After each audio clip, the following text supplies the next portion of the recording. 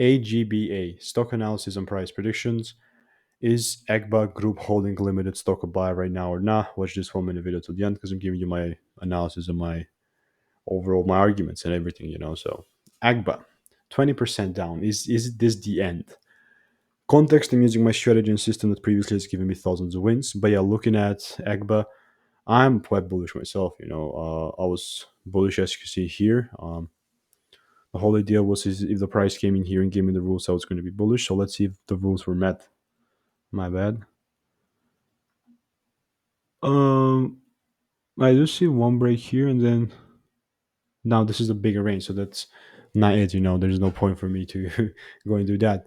But now it's still coming in the zone. Now it's still going to be the same exact prediction, though. But still waiting for my rules to be met. So if the price though closes below the point of like 226, then this I'm not gonna look for those potential upside moves. And the reality is, if it closes, then I know that I shouldn't buy. But if it starts giving the breaks up, then I'm willing to take it higher.